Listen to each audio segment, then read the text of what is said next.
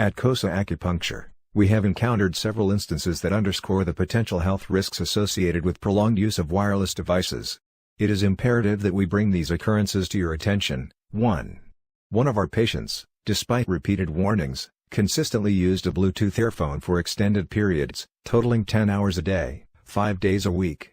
Regrettably, after 5.5 years, he returned to us with terminal brain cancer. This serves as a stark reminder of the possible consequences of disregarding health advisories. All smartphones come with some information that basically says, don't keep the phone in your pocket. And there's a tremendous amount of sponsored research by people who are hired to do studies to find no effect. It's not a matter of war. It's a matter of the future. Do you really want to have to prove that there's a significant increased risk of brain cancer before taking steps to reduce exposures to prevent that harm from happening? Microwave oven actually happens to be of the same frequency as the cell phone, the mobile phone. The mobile phone and the microwave oven use a very similar frequency. The microwave oven, the mobile phone, the cordless phone, the Wi-Fi monitor, the baby monitor, they all use the same frequency. They differ in power. They also differ because mobile phones and Wi-Fi devices emit pulsed microwave radiation. It's the pulse, not the power, that appears to be biologically most important. The pulse that is erratic and irregular, like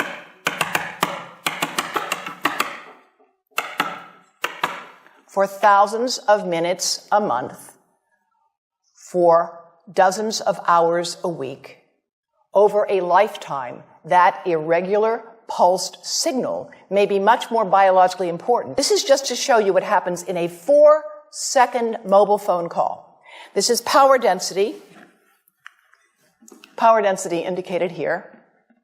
And of course, a phone is on standby, it's not doing too much, but 900 times a minute it's looking for a signal. It says to the tower, where are you? Here I am. Where are you? Here I am. It's smart. That's how it's supposed to do.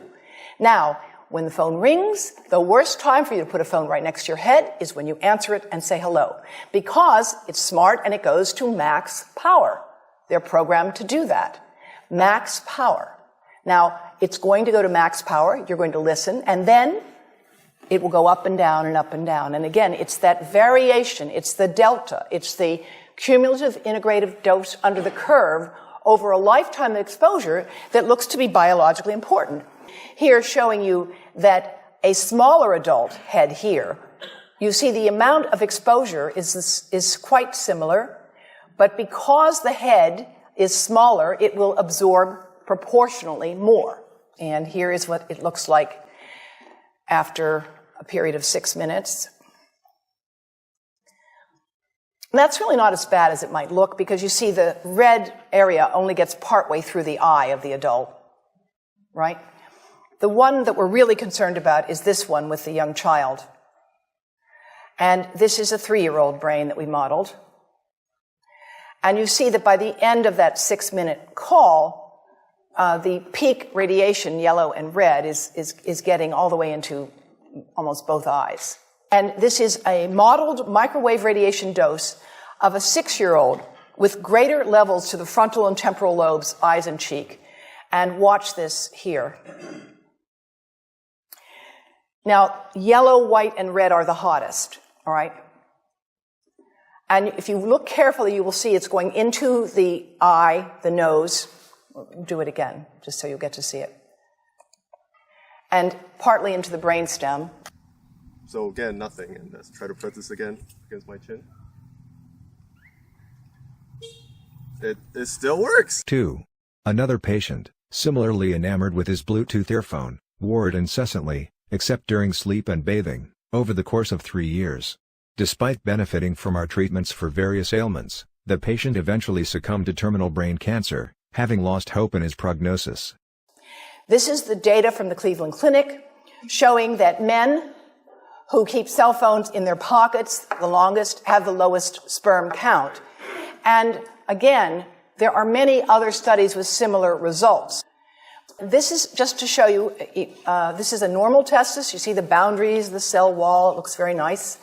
And this is after microwave radiation exposure. And this article was published in Brain Research, which is a relatively high-impact journal. And what they showed was that prenatally exposed newborns have basically fewer cells in the hippocampus. Here's the exposed, missing some cells. And here are the controls, which they're compared with. And you can see here that these cells are, there's more of them. Here they're more scattered. And those results show lower testosterone, which is a very important hormone for a male. Men and women both have testosterone. Men just need a lot more of it.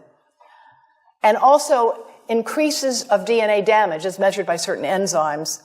And the offspring had lower fertility.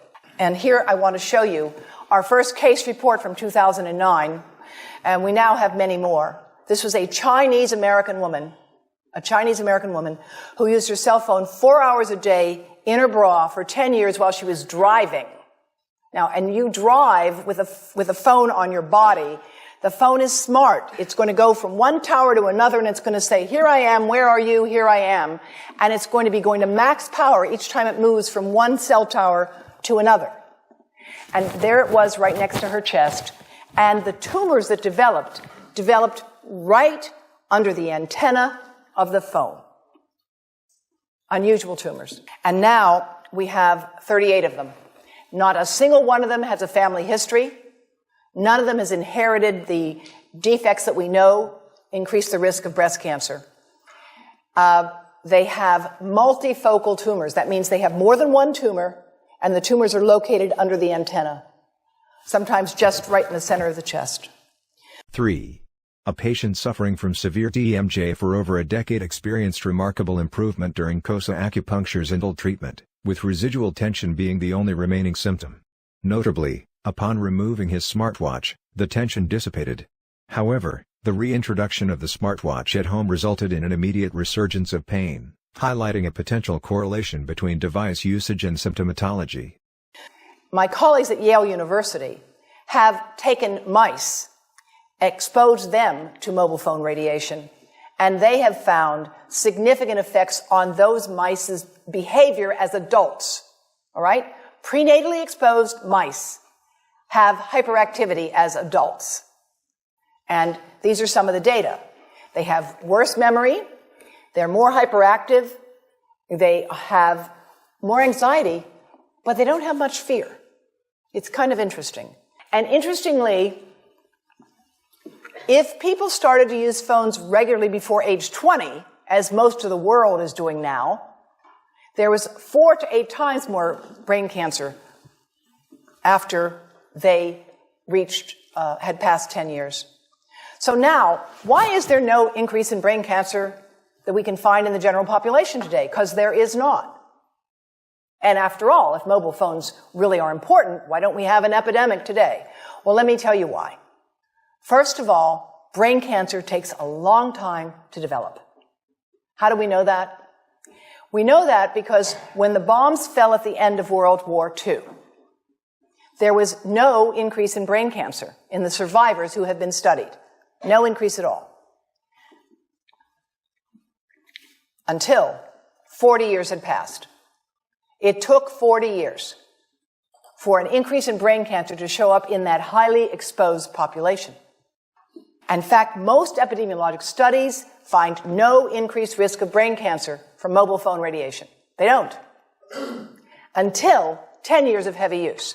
And by the way they define a cell phone user in these studies, I'm not making this up, is somebody who makes 1 call a week for 6 months.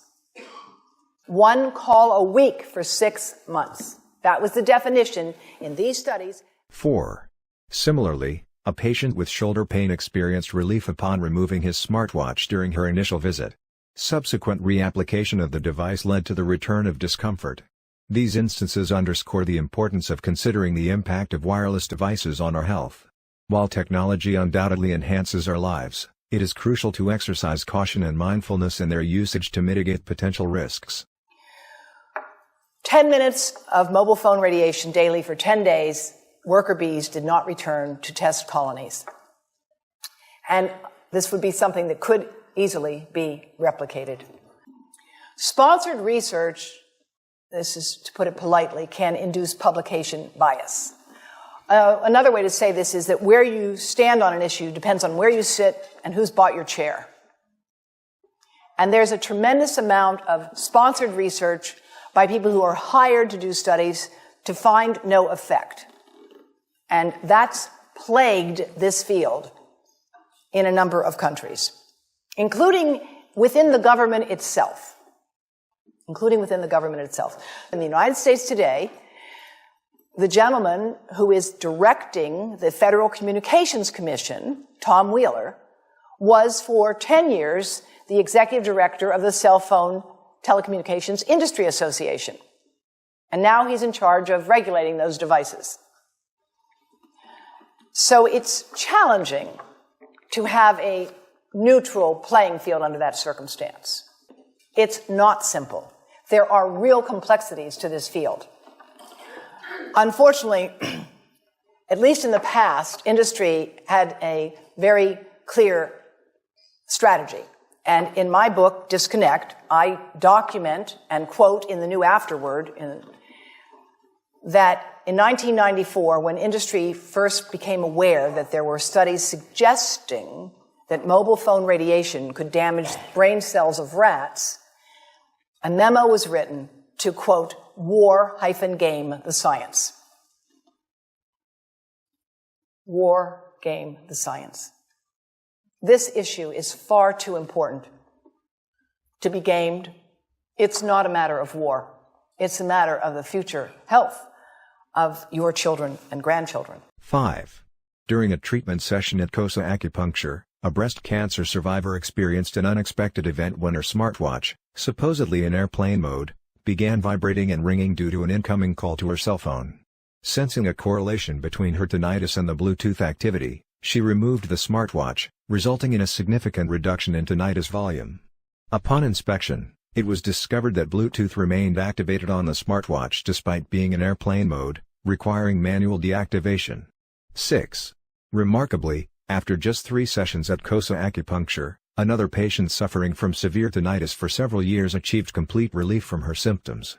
However, a subsequent incident occurred when she wore earbuds while walking her dog, leading to a resurgence of her tinnitus and necessitating further treatment.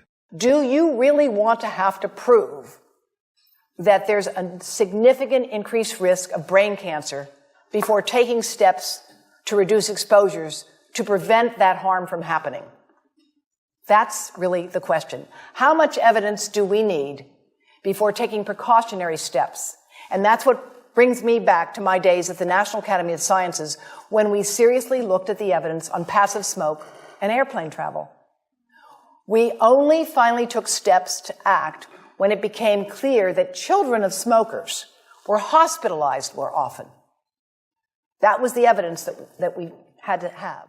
In contemporary automotive design, the seamless integration of Wi-Fi and Bluetooth technology has emerged as a standard feature, with modern vehicles often activating these functionalities automatically upon smartphone connection to the USB jack. Despite attempts to disable these signals, user preferences are overridden by the vehicle's system. Notably, Bluetooth activation persists even after exiting the vehicle unless manually turned off. This phenomenon prompts critical inquiries into the essentiality of Bluetooth activation alongside USB data transfer capabilities, shedding light on a concerning trend that may compromise consumer trust and autonomy. Wireless devices have garnered attention for their potential adverse effects on our well-being. These include commonly used gadgets such as baby monitors, Bluetooth earphones, Bluetooth headphones, Bluetooth keyboards, Bluetooth mice, Bluetooth microphones, Bluetooth speakers, car remote, cell phones, cordless phones, electric vehicles, Fitbit, headphones, hybrid vehicles, mobile phones, RF remote controllers, smart homes, smart meters, smartphones, smartwatches, Wi-Fi computers, Wi-Fi laptops, Wi-Fi monitors, Wi-Fi routers, Wi-Fi tablets, Wi-Fi TVs, wireless glucose meter, wireless heart rate monitor, wireless home security systems, wireless mice, wireless microphones, wireless printers, etc. Manly P. Hall known best for his 1928 publication, The Secret Teachings of All Ages, gave a lecture in 1989 called Magnetic Fields of the Human Body. In this lecture, he describes this same sentiment. He said that each human body is surrounded by its own magnetic field, which provides tremendous protection. And as long as the individual takes proper care of this magnetic field, it will heal all wounds and recover all bodily functions and organs. He said that the law of the energy field is also the law of integrity. When we break the laws of nature, we damage this flow, which in turn damages the individual's vitality. This magnetic field can be damaged by negative attitudes such as fear and destructive attitudes towards others. It can be damaged by drugs and alcohol, toxic substances, and any action contrary to the common good. He went on to say that in ancient times, looking upon objects perfect and complete in structure was therapeutic, because looking upon them inspired an acceptance of perfect symmetry that positively affects our energy field. And conversely, when we accept discord as inevitable, our energy field is damaged. In the realm of health and wellness, the efficacy of acupuncture has long been a subject of debate within conventional medicine. Often overlooked, dismissed, or ignored, acupuncture operates on a unique system that traverses the body's meridians, intricately connecting 12 vital organs and enveloping the entire surface of the skin. Meridians, the channels through which acupuncture works, function as electrical systems that emit and receive various forces and signals. These systems are not immune to external influences, as they are also affected by electromagnetic fields and radio frequencies. Moreover, the conductive properties of water molecules in our blood and tissues further contribute to the modulation of these electrical dynamics, particularly in the presence of magnetic fields generated by wireless devices. It's essential to recognize that the absence of immediate adverse reactions to wireless device emissions does not signify their safety. Prolonged exposure can result in cumulative damage, with potentially severe consequences that may only become noticeable once it's too late to mitigate them effectively. In today's fast-paced society, critical thinking and mindfulness often take a backseat to the constant distractions of entertainment, sports, etc. However, it's crucial to pause and reflect on the potential health risks associated with our lifestyle choices, including the ubiquitous use of wireless devices. By taking a moment to step back from our busy schedules and engage in thoughtful contemplation, we can reclaim our ability to make informed decisions about our health and well-being. After all, we are blessed with the capacity to positively impact the lives of others, and it's incumbent upon us to do so with wisdom and compassion. In conclusion, let us strive to deepen our understanding of acupuncture's profound effects on the body and remain vigilant about the potential health implications of our technological habits. By doing so, we can empower ourselves and others to lead healthier, more balanced lives.